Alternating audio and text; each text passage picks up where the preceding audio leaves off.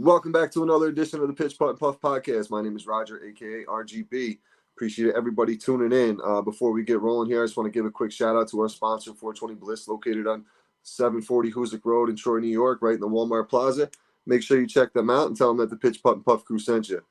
Tonight, we're going to have another edition of the Golfer Gang Network, episode 3 of the Golfer Gang Network here. We're going north of the border. Going to introduce the boys from Mulligans and Hackers, Alvin and Chris. Welcome to the show, guys. Thanks for having us. This is awesome, guys. I really appreciate your time. Why don't you guys tell us a little bit about yourselves and how you got into golf? Well, it probably started in 2020. Yeah, it was 2020 where we went real hard at it. Yeah. Did we play the year before that? A few rounds? Yeah, I think that's what got us going for 2020. Yeah, I think we had started out. We would go to the par threes. Or the par 3, because we have a par 3 local course. And we weren't really great. So that just kind of seemed to fit into where we were. And then we would play the odd round at, some of the other 5 golf courses around town. And then kind of when COVID hit, it kind of became our thing. The only thing we could do legitimately was play golf. So we played a few rounds and then we kind of got shut down. And then I came up, again, it came from COVID. We are COVID golfers. This is how we got into it. And I came up with an idea of doing a tour, starting a social media brand, and starting a podcast based on our entry into the world of golf. I reached out to a couple of buddies of mine and with the idea, I wanted friends involved in this. So I reached out to Chris and I reached out to another one of our pals and I just pitched the idea of saying, hey, are you interested in this? Do you think, we could do something like this?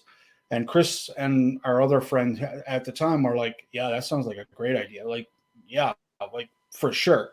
So we got into, we got a logo, a really mundane logo for year one. We scheduled a very ambitious tour for the first season, like 18 events, where we traveled around.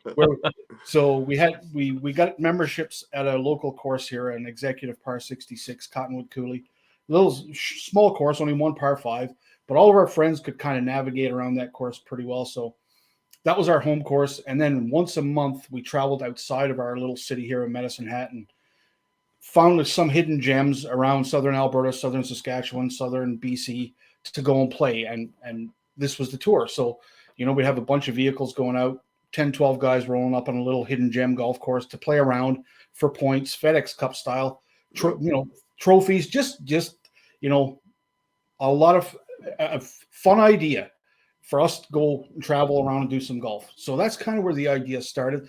The podcast was a real different animal for us because it's outside of my comfort zone talking to people, people that I don't know. Like it takes a long time to get inside the ball. I mean, me and Chris, we knew each other for almost 7 years before we did anything outside in like the real world, outside of work, right? Out in that real world. Yeah, we would see each other work related activities, and then eventually it led to the friendship we have now. Yeah, and so that was just sitting down and just him and me in the first season talking about our golf was okay. We didn't do any video. And then when our golf season was over, I was like, well, do you think we could get any guests, somebody to come on and like talk to us about golf and get us into there? And so we reached out to a few people in season 1 and we got 3 guests over that whole winter. So that was cool. And we met some really cool people there that we're actually still involved with now. We're getting close to our 4th year into this. Next month on the 19th, that's when we released our first ever podcast. So that's a milestone for us coming up now. Next month will be, nice. That'll be our 4th year. When we're coming up on what? 50, and we're coming up. Episodes? So if we keep releasing episodes right now on Monday, which we've been really good at this winter, the 29th of next month will be our 50th episode. Nice. And we'll be doing something cool with, again, friends that we've had since season 1. Mike Johnny 36 a day that gives us our hats, and we plug him all the time. He's been great to us since we've started. Yep. He's going to come on the podcast. There's another podcaster up here out of Ontario, Mac from On the Screws podcast. He's a substantial podcaster up here. He's been our first guest every year since we started. So season 1, season 2, season 3, he has made time out of his schedule to pop on with us and and talk. And that's been great. So we're going to get those guys on our 50th episode and have like a round table type of chat and catch up. So I'm looking forward to that. That's awesome. But then that's just it. Now we have people reaching out to us to come on the podcast and chat with us. And now we're into the network, which is, again, the networking part of it is really what I'm into. I mean, we have so many guys now. Just it's almost tough to navigate where everybody's putting out their podcast and actually do the cross promoting for everybody. Because I don't know if is that a podcast or should we be sharing that?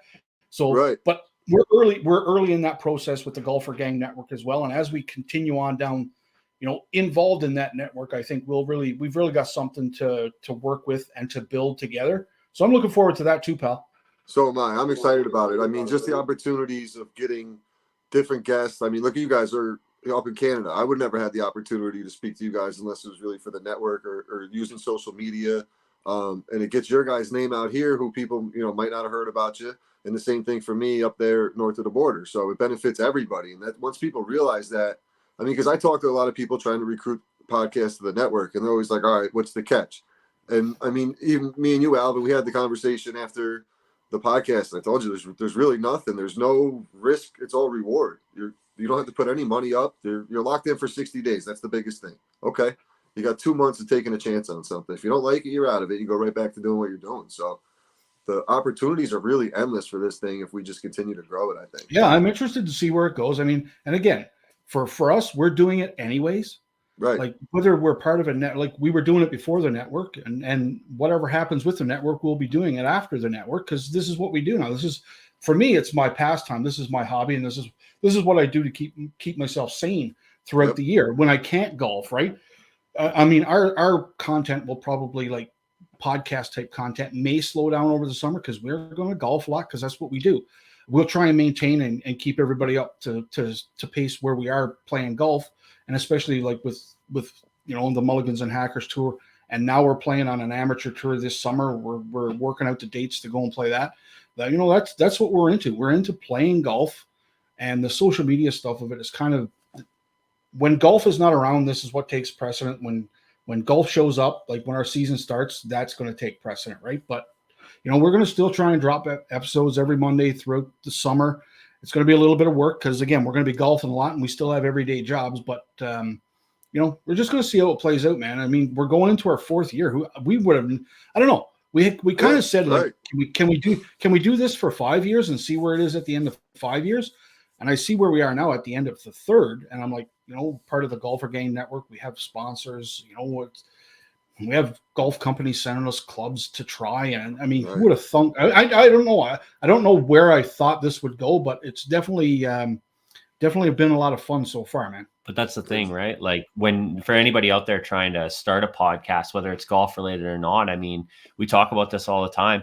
You're not going to get results right away. It's just like the game of golf. Like it's very similar to the game itself, right? No matter how hard you work at something, you do not get an immediate payoff. Yep. You have to do it little by little, bit by bit, and just eventually, if you're persistent enough, things will start to turn. And if you can stay committed to it for long enough, then things start to happen, right? Like we're 3 years in, and we're starting to see things happen now. And like Alvin said, I mean, in another year or two, who knows where we'll be at? But I mean, golf wise, like we're also seeing our games from the beginning when we first started to year by year by year making incremental improvements. Like we were just talking today, and I said to Alvin, I'm like, I'm super pumped to go play on the Alberta Amateur or on the Alberta Golf Tour in Alberta and get some events in. But I'm super pumped to try and get my handicap down to a single digit because I think I can do it this year. And getting it there is one thing, but keeping it there is going to be the fun part, right? Like trying to maintain that once you get it there. So it's been a fun ride and a fun process. Because you guys are so much like me. When I was on your pod a few months back, me and Al were talking, and the similarities to what you guys are doing and what I do is the same thing. So I have 8 guys I play with every Sunday. Pretty much since COVID, we started doing this because it's all you could do was golf around here. Yep. And that's kind of how the Pitch Putt Puff started. And we just called it that. And then I slowly started taking videos of the guys. And I was like, you know what? I'm going to just start an Instagram page. And then it came to the point where I was like, all right, I want to start a podcast about something, this is perfect. And I literally just started talking into my phone one day and hit record and just literally started making fun of the guys I was playing golf with and talking about their games and just having fun with it. And a couple of the guys were like, yo, Raj, this actually sounds pretty good, man. So I was like, all right, let me figure out how to put this into a podcast. So then I had to figure out what an RSS feed was and let's start from the bottom, ground up. And I had no idea where this was going. And the same thing, I started out, me and my buddy Bub were just sitting down every couple nights, bullshitting about golf. Once a week, we talk about like a recap of the weekend and then the upcoming week. And then it turned into, all right, around Christmas time, I had about 140 followers, mostly friends, family, guys from around the area. And then slowly I was like, all right, let me see if I can branch this out and get a few guests. And that's what I slowly started doing right around Christmas time. And then by January, I was reached out to by Jeff from the network. And I was like, huh. And I noticed my followers going up slowly, but I noticed them going up. And I'm like, all right, what am I doing different? But it was kind of just being more active on social media, putting reels, trying to just network with people. And then, you know, they'd share a post of yours and you'd gain 5 followers or something to that nature. And it would just keep rolling and slowly started building. I mean, I'm only up to 1,300 followers. I'm not saying I got 1 million followers by any means, but the growth, I'm seeing growth. So now it's got me invested to like, all right, let's push for this. So with golf coming up, I'm more looking to get a bunch of guests on now, bank a few episodes, but also expand as much as I can. So I've been like California. I've had people from Texas, like all over the place, just to get the Pitch Putt and Puff name out. Because of the avenue I'm in as well, it's kind of tough. Certain people don't want to jump on the podcast, which I totally understand. So it's a little bit harder for me. So I got to navigate in a different way. So that's kind of like, but the similarities to the way you guys are doing the tour. Now, what we're doing now is every once a month, we play the same course. We have a membership. Now, once a month, the guys are like, all right, let's do reviews of other courses around. So now we're going to start traveling and doing it. When you said it, I started laughing because we're literally doing the same exact thing. It's like, just gives you an opportunity to see what else is out there. For sure. We're moving courses this year too. So we're moving away from the par 66 and going to Medicine Hat Golf and Country Club. It's a par 72 and cannot a lot longer golf courses. Par 72s where that part of our golf is going to the next level as well. So that's exciting. And again, this is going to be it's a transition year for us when it comes to golf and social media as well, right? We're on the way to 2,000 followers, and once we hit that 2,000 follower threshold, we're going to do a giveaway. We're going to have some Mike Johnny hats to give away, 36 a day. But again, that's all little perks of it. Yeah, that's it. It's for the fun. But if you get that kind of stuff, you get that kind of stuff. It's great. It's great to have. You appreciate it. You're going to help. It's milestones. It's as you keep going. There's these little milestones here, and here. Right. Once we reached 1,000 followers, here we are close to 2,000, and we just passed 100 subs on YouTube. Right. Like these little milestones. They let you know that what you're doing. There's a few people out there that are just pay attention and they're interested in it. Funny you say about where your podcast is going. I actually, somewhere down the road here now in the next few weeks, we're going to have a guest on from Australia. Right. Okay. And I've been chatting with some people over in the UK as well. Like, wouldn't it be something else if, Mulligans and Hackers became an international podcast where we're chatting with people literally all over the world. Mm-hmm. Right. That's fun. That's a milestone as well. Right. And that's the things as we're in this sphere, the milestones that we're hitting, right? Like, our first international guest, our first guest from the US, those type of things, our first female guest, all these little milestones that we're hitting as we keep going, right? It's just, it's what's the next milestone? What's going to be the milestone after that for what we do, right? Signing with the network, right? Same thing, joining the network, right? Like, who would have thunk? And so there's just so much we can do in this whole social media sphere. And just reaching out and collaborating, talking to people. It's cool, man. I'm looking forward to even keeping this going to see where it goes as well, right? Because I really do want to do more video from the golf course this summer. Though we're sticklers for when we go to the golf course, and even if we're playing a practice round, nobody pulls out a camera to take any video because we're focused so much on the golf. Sure. So I'm hoping this year we can do a little bit more video from the course, maybe some vlogs. I piloted that a little bit when I went to Vegas. Yeah, it worked out okay. Yeah, it worked out okay. It wasn't terrible. It wasn't terrible. We had a chat from Vegas when he was down in Vegas. So But again, all these little milestones, building it up and building it through a network now and having more opportunity to network and just reach out to different people, man, it's been a lot of fun, and it is a lot of fun, and I'm sure it'll be a lot of fun as we keep going. Absolutely. And what a good trick for the videos, what I do, because I have a couple of guys who don't like, someone standing right behind them with the camera going or whatever. I bought it like, it's like a window or a visor rear view mirror holder, and it's perfect for the cart. You can adjust it. I put it right there on the cart, and I face the cart right at the tee box, so they don't even know it's running when it's on or when it's off. So that way I always get good film of them, and they don't even know if it's rolling or not. We both got GoPros. Yeah, so we could totally hook and up again, GoPros. it's just getting there and getting it set up for the round and doing it. It'd be kind of fun to wear one, because we can get that. I know my buddy's got one with the headgear. So if we get kind of be cool to do something like that, it'd be neat. It'd be interesting to try it out. But again, I think this year as well, we're going to do some hole vlogs. Like we'll have, I don't know if we'll play a hole with us. We'll play a hole with us type thing. We're going to do those type of things this summer, and just get some more video out there. It's just anything is on the table. It's just we have to really commit to doing it, right? Yes. So yeah, that's the thing. We'll do that for sure. So let's get into a little bit of the golf. Now, Chris, I watched some videos on your guys' page, and you have a little bit of unorthodox swing, I would say. Now, how did that come about? I'm right-handed, but I play a lot of my sports as a lefty. Like when I played baseball growing up, I played a lot of baseball. I switch hit. I catch with my left. I throw with my right. I play left when I play hockey. So naturally, I probably should have had a set of left-handed golf clubs. But when I was growing up, we would basically play golf maybe once or twice a year, where we would just go out to like a team wind up or something like that. And nobody ever had any left-handed golf clubs. So they would just give me right-handed golf clubs. I didn't know how to hold a golf club. I just held it like I thought I should hold it. And, I kind of learned how to swing the golf club.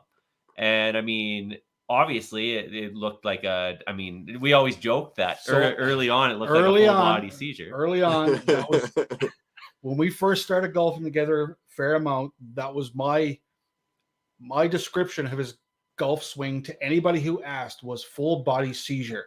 Yeah. It looked like it was an absolute train wreck for him to get the club back into position and get it through the swing. It was just terrible to watch.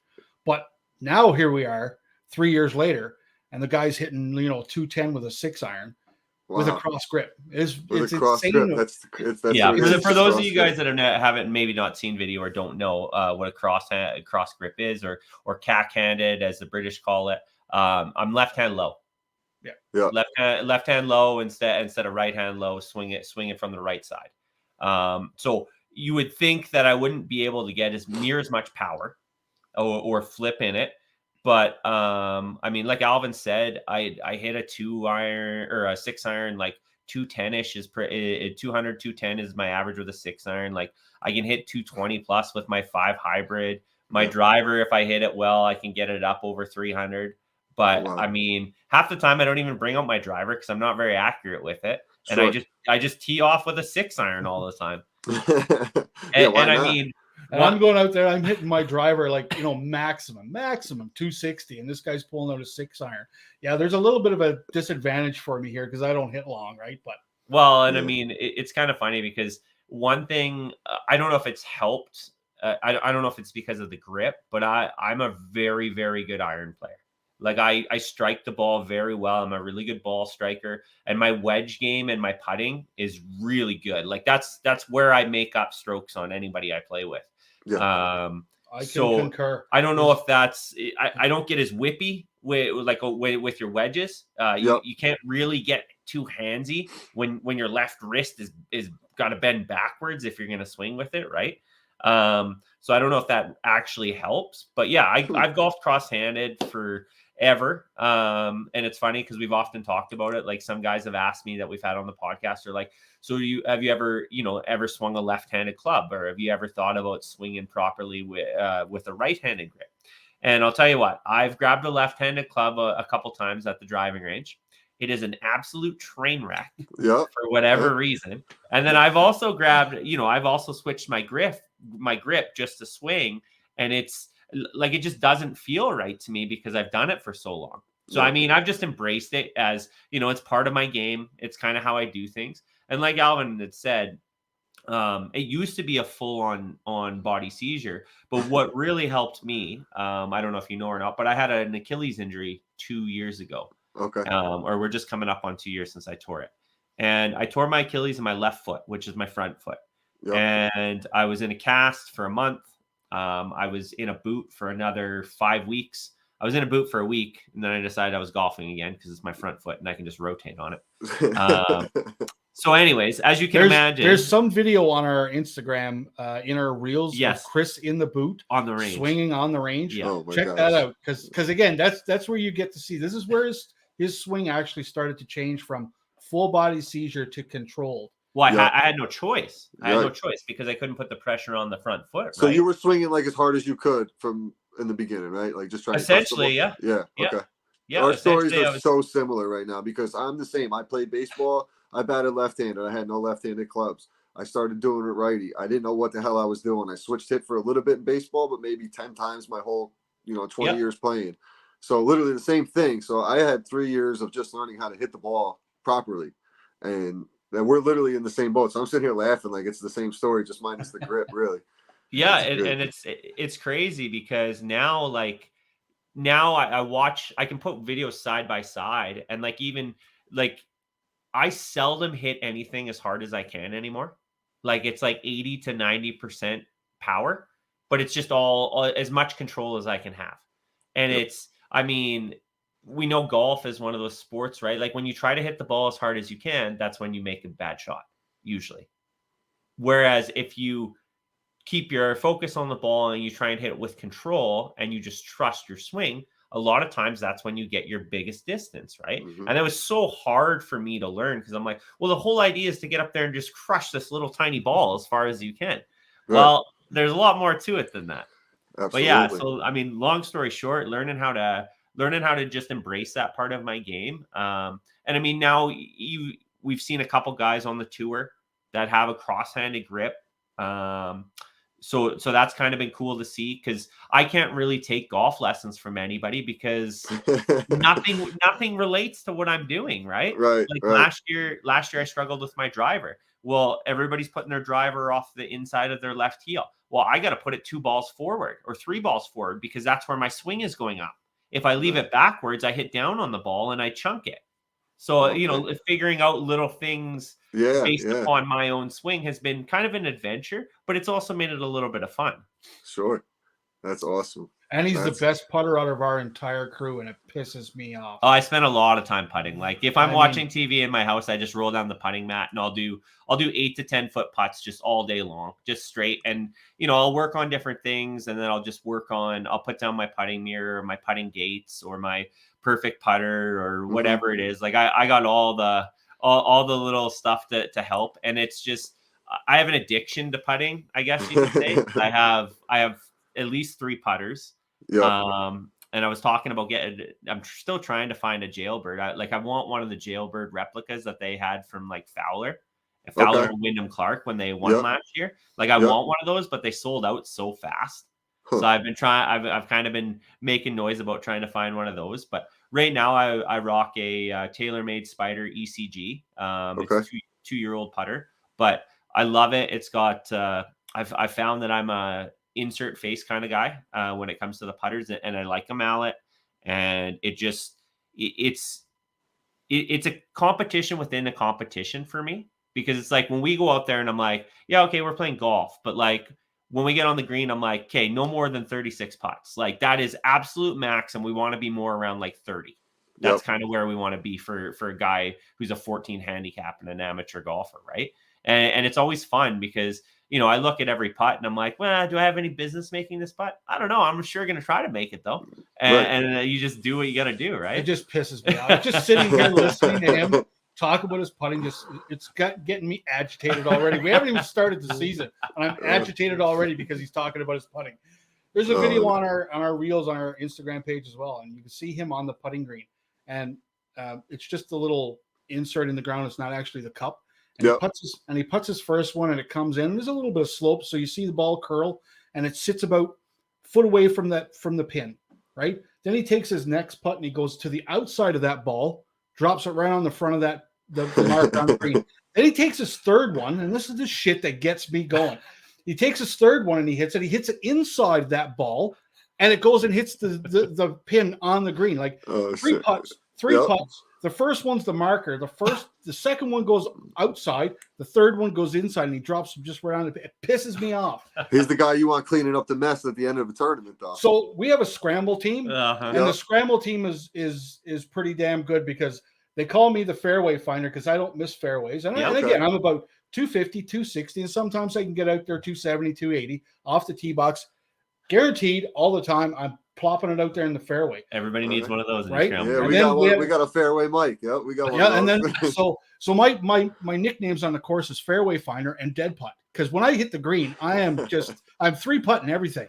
Like it pisses me off. But I don't spend as much time on the green practicing my putting as I probably should have to beat this guy. Because again, when we play against each other, he picks up strokes with his wedges and his putting, and that's where you win tournaments right there. Absolutely, that short game. And he's got it, and it pisses me off. that's why I'm always the leg putter when we go into scramble tournaments, right? Because typically, if I get 3 looks at the line or 3 looks at what it's doing, I have a really good opportunity to make the putt.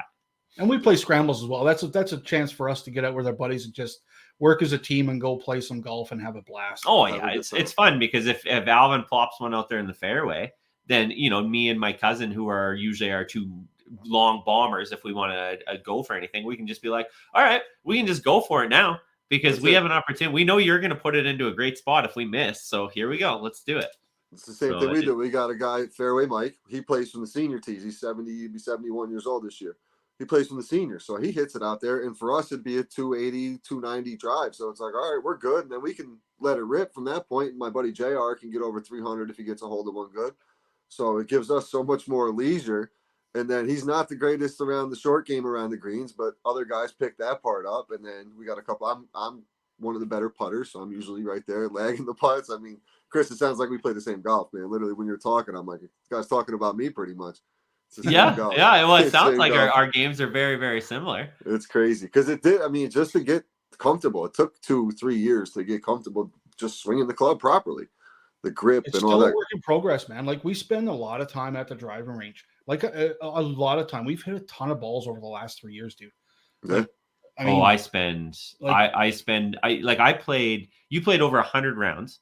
I played 115 or something this past year. And I'll tell you, I probably spent at least 100 hours on the driving range and probably another 40 to 50 on the putting green. Not to mention all the time I spend at home on my own putting green. Right. We spend a lot of time because again, we want our games to get better. I know, the page is called Mulligans and Hackers. And the first year and a half, it pretty much was that. But now we're moving into, we want to get better at the game because we're going to be playing this game, Raj, until we can't play it anymore. That's it. You know what I mean? Like for me and Chris, like, we have families, but our kids are up, pretty much gone out of the house, right? Wife has a career, right? And what do we do? What do we do with our time? Well, instead of sitting around the house doing nothing, well, Chris has a lot of activities that he does because he's much younger than I am. But for me, it's golf.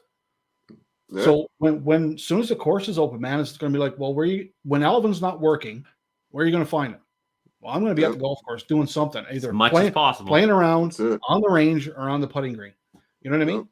So we're going to be doing that until we can't. Another 20 years down the road, 25 years. We're going to be playing this game for a while. So let's put some effort into it now and get good at it, whatever that means, because you'll always be playing to get better. But like let's work on it and get some decent scores. Because again, last year we hit some milestones for ourselves playing golf, like at our home course.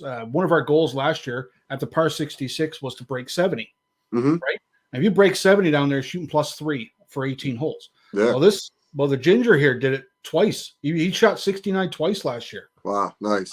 I shot 69 in a practice round, just you and I. Yeah. And then I also did it in one of our competition rounds. And nobody's nice. touching. Nobody on the first day of our 2-day major, and I was just like, well, nobody's touching. That's mine now, as long as I have a good day tomorrow. Nobody's like shooting a +3. Like, I mean, some of us shoot +9, +8, right? But I mean, a +3. I think it went 69, 74 or something. Yeah, like that. Yeah. And for myself, one of my I didn't break 70. I think the lowest I shot last year was 75 or 72. It was like 72 or 72. 72. So I shot a 72 last year. Yep. Which is that's pretty good. That's pretty good. That's as really well. good. Hell yeah. So hell yeah. But I played 9 holes in one of our tournament, and it was the day after you shot the 69. So we played the next day. We played the back first. And I went 1 under for that 9. It was the first 9 holes I've ever played under par. Under par, yeah. I still haven't had one of those. It's funny Alvin says that, because on the 269s I shot, the first one I played the front at 1 under, and I played the back at 4 over. And then the second one I played the front at 4 over and the back at 1 under. Wow, that's crazy. Same. But no, I won't tell you. I won't tell you what I played the next 9 after I shot the 1 under 9. It wasn't good because I finished the day at +11. So that'll tell you what I shot on the next 9. Yep. But I did shoot 9 holes 1 under. Again, these are the little things you take out of playing golf. It's like, you know what, man, you can play this game if you're playing well and you got your swing in the day. Even for us little hacks, right, man, you can put up some really good scores if you just put your mind to it, man. And that's what we play for every time. Yep. Like I've never shot that close to being under par on a 9 hole since, but I have done it. And that's what you shoot for again, right? And you're chasing it. You got to chase it. That's what I had. My best round was a 78. It was the last. I've done it twice. The last time I did it was the last round of the year.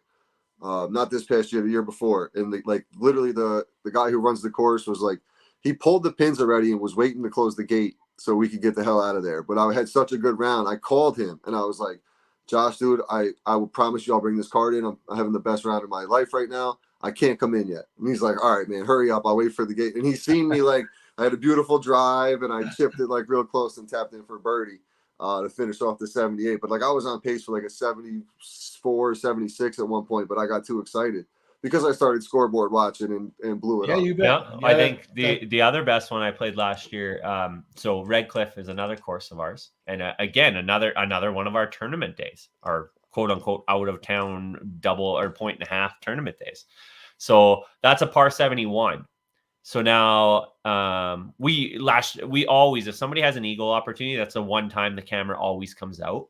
Yep. So we're out there. We had a couple eagle opportunities throughout the year. I think Alvin had more than anybody on the 1 hole, whatever. I think I had 1 or 2, and nobody had made an eagle yet. Yep. So anyways, we get into hole number 5 out at, and I started with a birdie on number 1. So we get to hole number 5, which is a par 5. And I hit I smoke a drive, wind assisted right up the middle, leaves me 165 yards on a par 5. And I'm like, sweet. I was like, that's a nice 325 yard drive. I was like, gives me an 8 iron, which I was feeling really good with at that time. I'm like, that should be right on the money. So I go up there, I hit it my 6 iron. I put it to within 7 or 8 feet. And so we're up on the green, we're cleaning up and whatever. And I look over at Alvin. I'm like, wouldn't it be funny if I made this since there's no camera? And just stand up behind the ball. I'm like, it's a pretty straight putt. So I get behind it, boom, sink it. And he just looks at me and he just shakes his head. So I got an eagle. So I ended up finishing that round. I think I shot a 75 on a par 71. And then, +4, my best score on a bigger course. And it was just one of those days where it was, just everything seemed to be working well. But it's, for me, the exciting part about that was that 2 of my best scores of the summer were inside of our competition. And there's a little bit more pressure there. It just shows me that, yeah, you can play well even under a little bit of pressure. Of course you can. It doesn't just have to be a practice round. Right. So, yeah. We'll see how that translates to the amateur. Yeah, it should be interesting. I'm excited. Cool. We got one of those up here. They call it the Golf Week Amateur Tour. And I'm a co-host on the Upstate Golf Guys, also a part of the network. And both of those guys play in it. It's just too much of a commitment. I got a 6-year-old daughter. I can't make a commitment to every weekend or every other weekend kind of thing. I can get out on a Sunday morning. I don't want to push it more than that because I already play. What I do is I go into work at 4 a.m. and I get out at noon. So I go play golf until I have to go get her off of the school bus. So it works Nice. out perfect for me. I might play 13 holes, 14 holes one day. One day I might get the full 18 in. It just depends on who's out there and what's happening. But I'm at least swinging the club every day. So like with Anthony, he goes and he plays in that tour, and those guys love it just because they get to experience a bunch of different courses. They're meeting different people, the networking, and what he's kind of, he has an opportunity to do some things with inside of that golf week to also bring it to the podcast world too. So I think he's going to do some big things with that and that group of guys over there. So I think you guys will really enjoy it, especially the opportunity to network and play all the different courses for sure. As I think we're the only Canadian podcast in the golfer gang right now, right? I think so. I've been doing a little recruiting in that podcast world that he was talking about, trying to get some more guys to the network. And I spoke to one podcast from up there. I want to say they were closer to my side of the border, though. Man, I can't remember the name of it. The only thing I know about Canada is Oak Island. I tune in every Tuesday night, so that's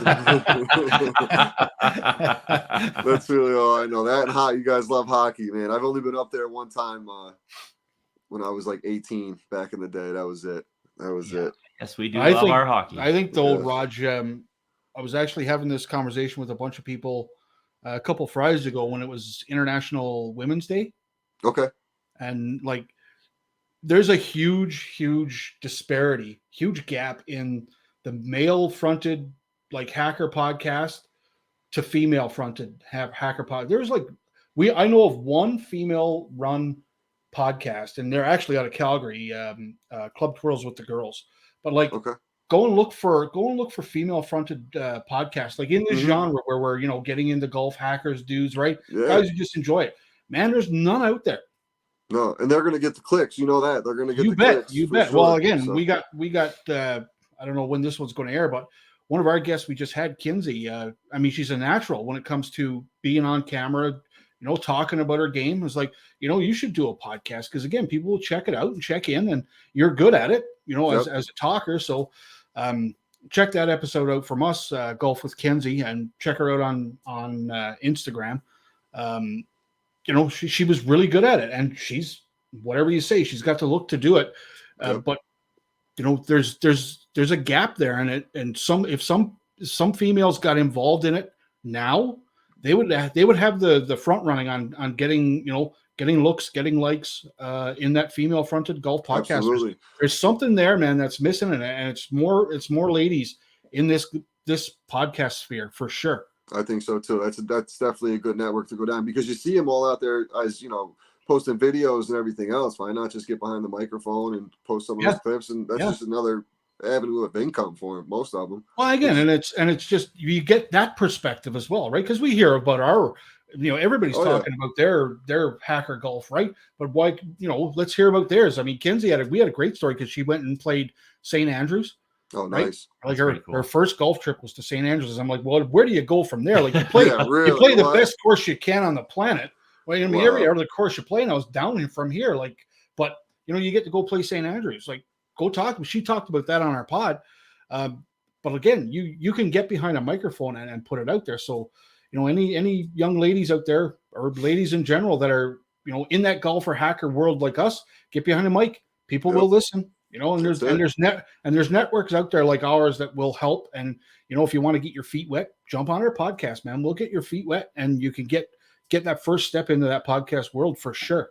Absolutely, same here. Because it's just even within the network, if I have questions about things, I know I could reach out to pretty much anybody. Like a couple of weeks ago, I had someone bail on me last minute, and John, the bumbling golfer, shout out to him because he jumped right on for me. Say I had with the little one, I have time slots pretty much booked out for where I can do the podcast, and I didn't want to miss the opportunity to put out an episode. So thankfully he jumped on and filled that void for me. So working together like that is only, like I said earlier, going to make us more successful in the long run for sure. Yeah. For sure. But I really appreciate your guys' time. We'll get ready to wrap this up. I just got a couple quick questions. What are some things you guys are looking to improve this year, considering this season's close? Like the thing you want to most improve at? In the golf world? In the golf world, yeah. Putting. I knew you were going to say that after our conversation a couple minutes ago. Man. If you would have given any other answer, I would have smacked you. But what I have to do, Raj, this summer, and I mean, He's got to put in the damn time. I know what I got to do, and it's just doing it right. I have to go and spend lots of time on a putting green and just continue to hit balls on the putting green, and just get used to my lies and breaks and what I'm looking at when I'm there, right? And he's got to find a putter that he likes. That as well, because again, the putter that you play, when you look down over it, it has to be aesthetically pleasing to you. Like you have to like what you're putting with, right? And I'm still in that journey even after 3 years. I mean, I've cycled through a bunch of putters through the bag. And I haven't picked, I got another Odyssey I'm going to try this year. But there's putters around this office, man, everywhere. You know what I mean? But putting is going to be my thing that I'm going to work on. And if I can get my putting a little more, dialed in, I'll shoot some better scores for sure. Yeah. For me, it's pretty easy. I mean, I've talked about this. Alvin and I've talked about this the last couple of weeks. It's getting a better dispersion rate with my driver. I hit fairly long, I guess, for most of my clubs. And I mean, I do well, like I say, hitting a 6-iron off the tee. Like, I mean, as long as I'm not in trouble, I have an opportunity to par or birdie most holes, right? Like I'll get a good look at it anyways. Right. But I mean, if I can get my driver dispersion down to where it's controllable and where I'm comfortable with it, and I can use my driver as a weapon, well, then that's just going to add a whole nother dimension to my game. And that's what I want to focus on going into this season and try and get that consistent. Yep. Then we might have to break one of his other legs. Balance him right out. No doubt. That's my thing too, the driver off the tee. If that thing is hitting, I'm money. If I'm struggling off the tee, it's okay, where am I going to get myself out of trouble? And then my putting, like I said, is the best part of my game. My short game struggles here and there, but I try to get fancy too much as part of my problem around the chipping area. And then the last question, favorite club in your bag? Well, for me, it's easy. I mean, it's my putter. It's my putter. Like it can't be understated. Like I spend hours and hours and hours outside, and then I spend hours inside doing it. And it's almost, repetition with a purpose. And I mean, in any sport that you play, your muscle memory just, after a certain number of hours, it just becomes normal, right?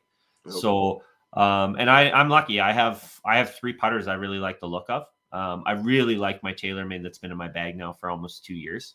And I just like how it feels. I like how it looks. I love the challenge that you get when you step up over a putt.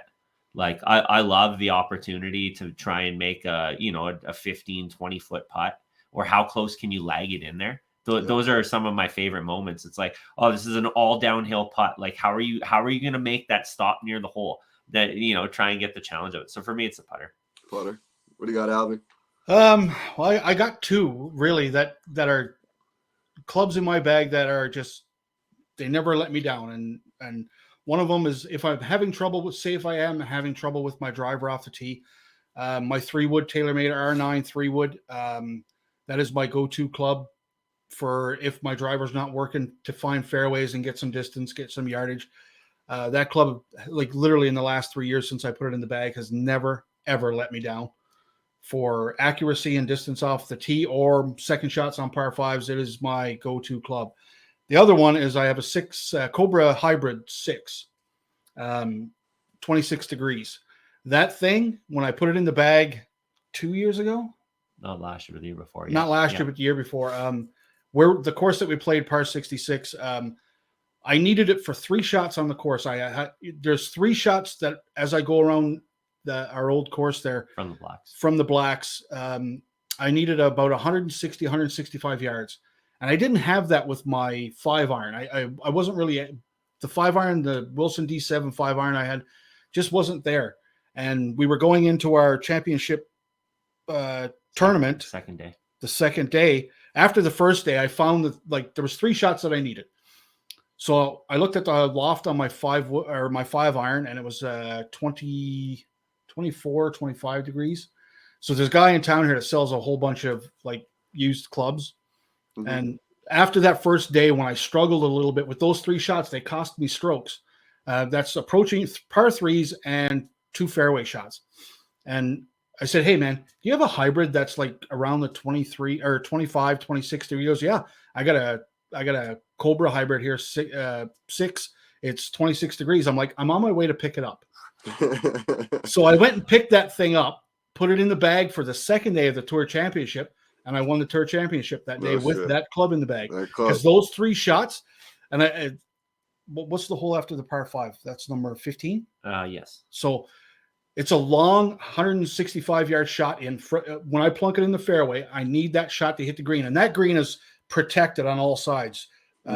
Bushes on the left, hills on the right. If you can get it to the green, you're safe. If you're short, you're in the bunkers. And if you're short, you're in the bunkers. And when I hit that shot and I put it on the green with my second shot, and I don't normally hit that green, I was like, damn, yeah, I got this thing in the bag now, right? So that Cobra Hybrid is also one of my favorite clubs in the bag because it's money yards. It gets me the exact yards I want and really accurate off the tee. So that's my 2 clubs. Yeah, mine be my 7-iron. I can do a lot with it. My most versatile club in the bag. Not afraid to bump and run it. Can get it out there a good 170, 180 yards consistently. So that would be my go-to club. My buddy actually challenged me to play a whole round with my 7-iron. So I'm thinking about doing it one time this year just to see what happens. Yeah, get some video from that. Yeah, it would be fun. The one club challenge round. Yeah. It'd be. I do it for 9 holes. But think before I go crazy and like, all right, this is enough. For sure. But guys, I really appreciate you coming down. Appreciate your time. Now, where can people find you? You guys release your episodes every Monday, correct? Every Monday on all the platforms, even a bunch that we don't even know that they're on. Noon Mountain Standard Time. Noon Mountain Standard Time. You can see them you get them on Spotify, Apple, Google Podcasts, Apple Podcasts. We drop the live videos on YouTube.